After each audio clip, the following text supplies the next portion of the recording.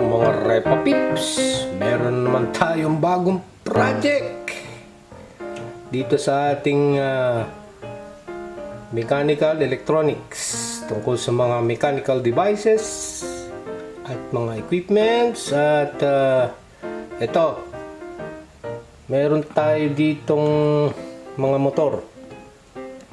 Ito yung ginamit natin kasi naka-module siya, oh.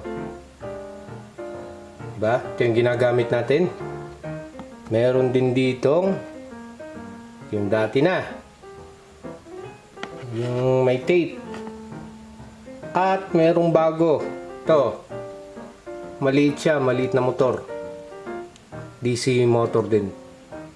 Binili ko yan matagal na sa Quiapo. Gagamitin natin to sa mga susunod na project. At meron din dito dalawang power supply, 6 volts na battery, AA, naka series. Yung dulo nung isa sa jack, DC jack, at saka 2 pin. 2 pin siya. At nung nakaraang ginawa natin, ang gusto nating mangyari, kontrolin ang speed ng motor. Itong ginawa natin noong nakaraan.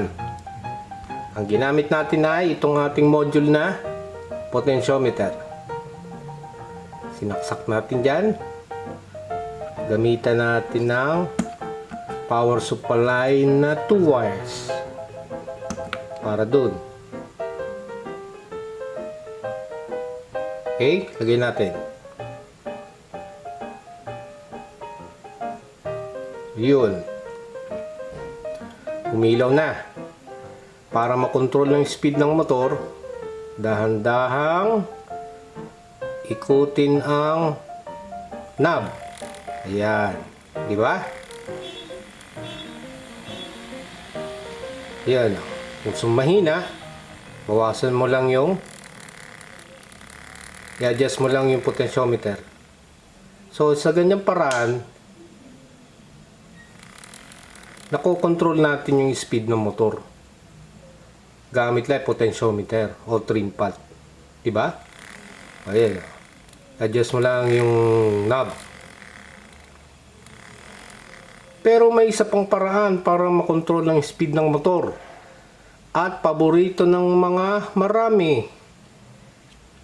Ito yon.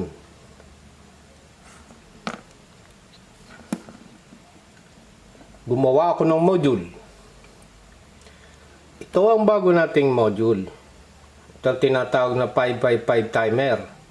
Speed controller ng DC motor. Yun yung 5x5 timer, oh, IC. Kita mo? Yun.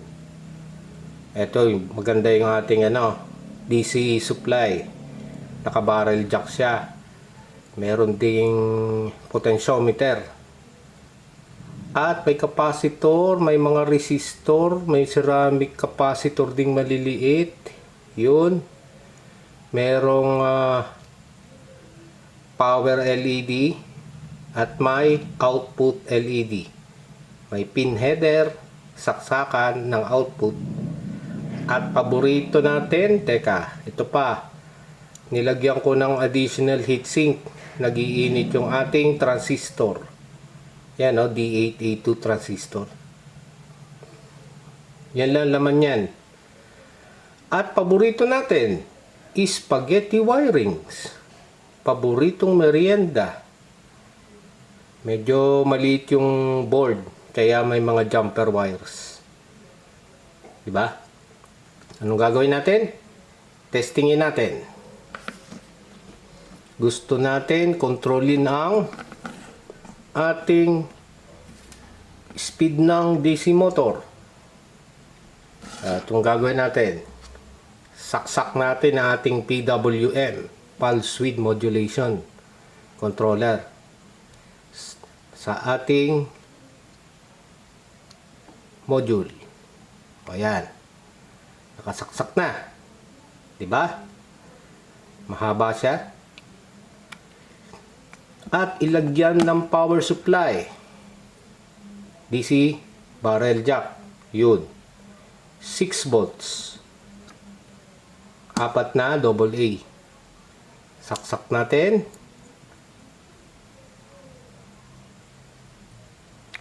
Ayun o. Umilaw na ang output LED at saka power LED. Yung isa output. Kita mo nagbi-blink.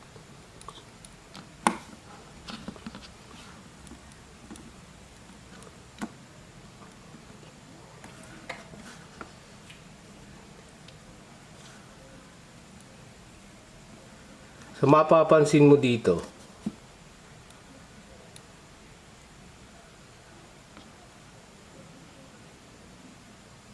yung speed ng blinking, siya yung nagsusupply ng current sa motor. Diba? Ayan, oh. Medyo mabagal pa yung kanyang pulse sa modulation.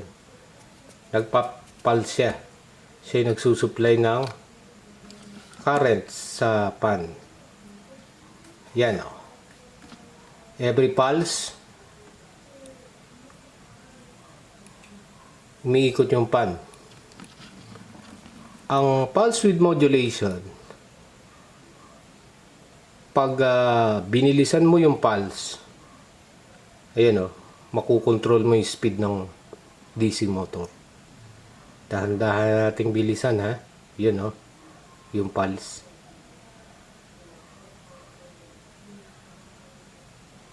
Habang bumibilis yung pulse, bumibilis yung ikot ng DC motor. Ayan na, bumilis na yung pulse, bumilis na rin yung ikot ng motor. Sagad natin, ayan, oh. Diba, mabilis na yung pulse, mabilis na rin yung ikot ng motor. Yan ang tinatawag na pulse width modulation. Yung pulse, inag-i-inject ng pulse sa DC motor. Adjust mo lang yung yung knob, bibilis yung pulse. Yan, oh. Pag bumilis yung pulse, mag-i-inject siya ng maraming current. Bibilis din yung takbo ng DC motor. Yun.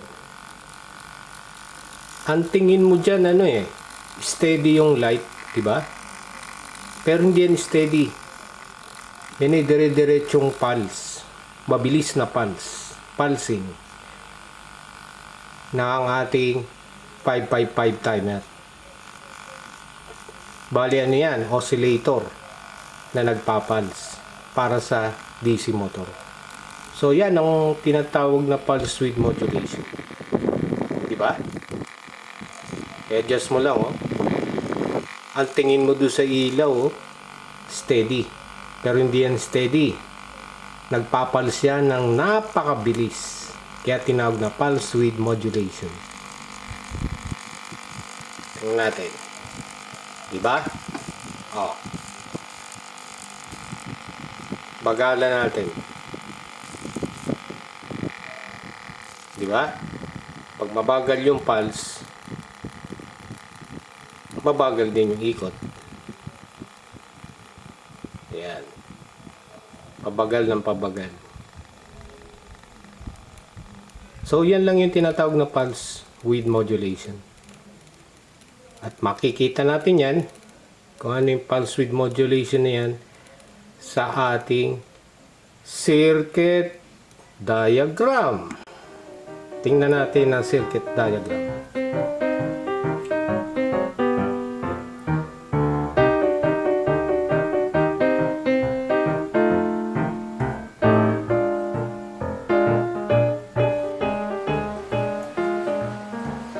Okay, mga Repa Peeps, ito na ang circuit diagram.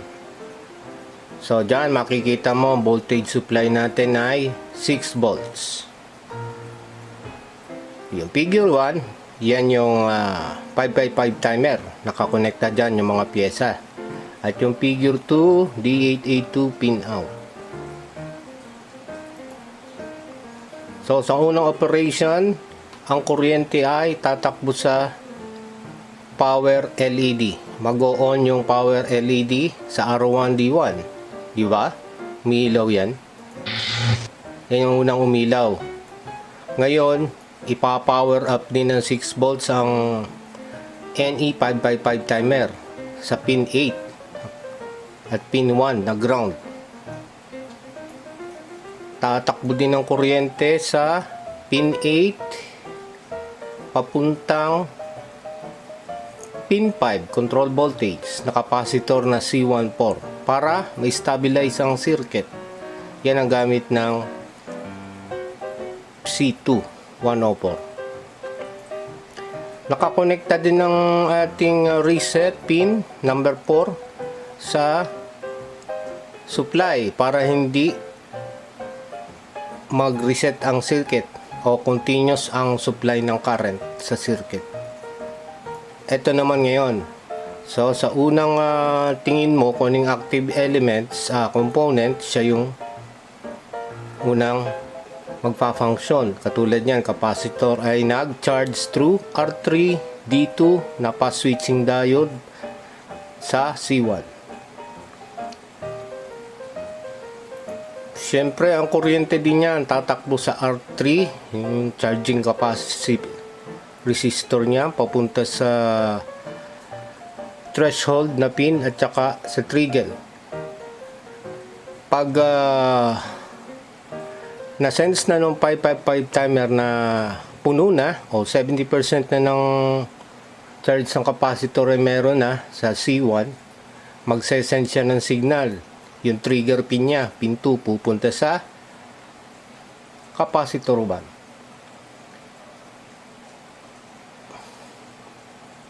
At pag nag-trigger na yan, ang current ngayon ay ayun. Pag nag-charge ang capacitor, ang kanyang output ay off.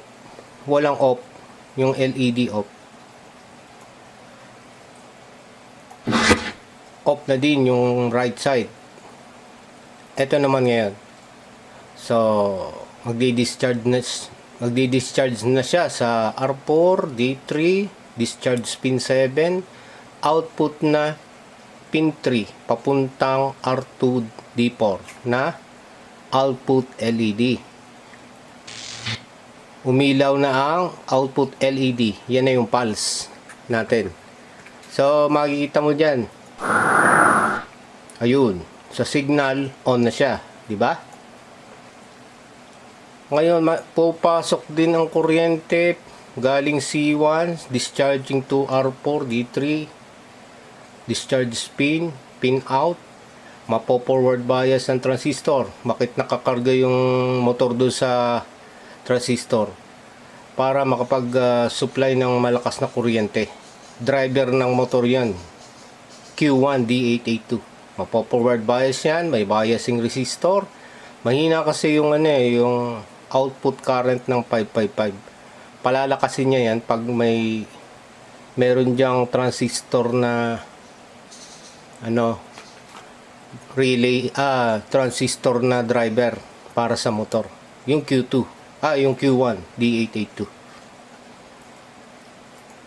So, pag na-forward bias ng transistor, ang current ay papunta ng output side ng transistor sa collector side.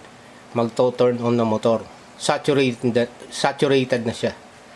Kasi nag-switch on na yung transistor.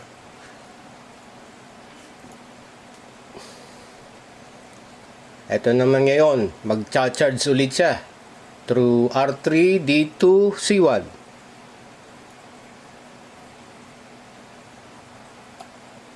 At siyempre, papasok din ang kuryente na naman sa threshold pin tsaka sa trigger. Hintayin niyang mag-charge ng 70% yung capacitor. Pag nag-charge na yung 70%, gagawin yan, masesense ngayon ng 555 timer. Pampunta na ngayon siya sa capacitor. Ti-trigger na siya. Pag nag-trigger na yung 555, ayan, ang nangyari.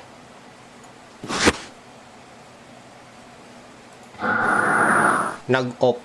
Nag-off na ang output. Pag nag-charge ang capacitor, nag-o-off ang output LED.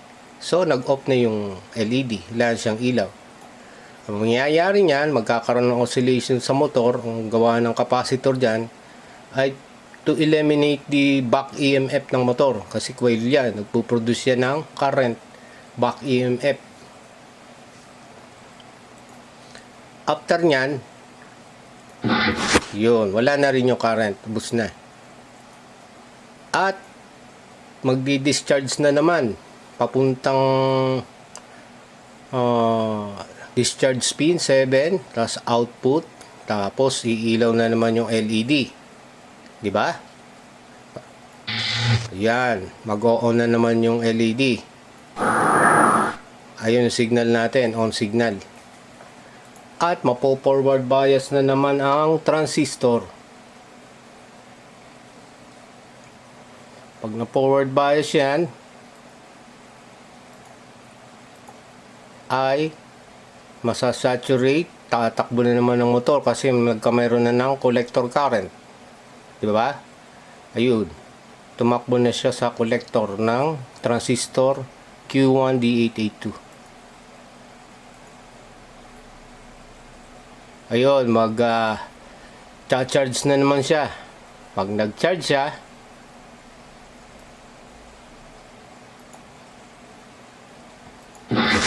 off na naman yung ilaw. Basta mag-charge ang capacitor, mag-o-off ang LED. Magdi-discharge na naman siya. Pero, mag-a-adjust ka ngayon ng resistance. Ang mangyayari niyan, medyo bibilis yung blinking. Kaya mabilis na yung blinking niya. Kasi nababawasan na yung resistance. In-adjust mo na. So, pag nag-discharge na naman yung capacitor through 7, iilaw na naman yung LED. At ang output niya, medyo mabilis. Mabilis na on. Charge na naman. Pag-charge, off.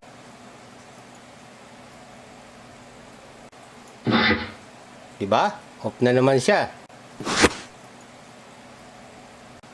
Tapos, ayun. Maliit na off. Magdi-discharge na naman. Pag-discharge na naman niya, mag-o-on na naman. Oh. Karoon na ng on na signal. So, ang mapapansin mo dyan, ang pulse width modulation ay series of very fast on and off signal. Napakabilis na patay buhay na signal. Kaya pag tiningnan mo yung LED, akala mo siya ay on lang. Pero ang totoo niyan, mabilis na on off yan na signal. Kaya yan ang tinatawag na pulse width modulation. On and off ng LED. Di ba? Siya nagbibigay ng current sa motor. Kaya pag mabilis yung pulse width modulation, mabilis din yung buga ng current papuntang motor. At ano ba yung pulse width modulation yan? Meron niyang pulse. Di ba? Ang pulse niyan, on off. At meron ding width. Oh, ano ba yung width? Yung lapad ng pulse. Width yan. Kaya tinawag na pulse width modulation yan. Ano naman yung modulation? Ang modulation ay yung trim path rotation. Ibig sabihin ng modulation, binabago mo yung width. Pulse width modulation. So, when you're saying modulation, you're modulating or varying or changing something. Katulad nito, pulse width modulation. So, yung pulse width ang minomodulate mo. Ibig sabihin, yung pulse width ang binabago mo ng width, yung pulse. Kaya tinawag na pulse width modulation. At ang gamit mong modulator ay trim path na B250K. So, yan ang tinatawag na pulse width modulation. Nag-i-inject siya ng series of very fast on and off signal. So, pag sinabing pulse width modulation, nagpapulse lang siya ng napakabilis. Na akala mo, pag tiningnan mo with your naked eye, on lang yung LED. pero hindi yun on. Yun ay mabilis na on and off. Ang tingin mo lang steady yung LED, pero yun ay mabilis na on and off na signal. Kaya yan tinatawag na pulse width modulation. Okay? At yan ang ginamit nating schematic diagram. Meron din tayo dyan PCB layout. Okay? Thank you.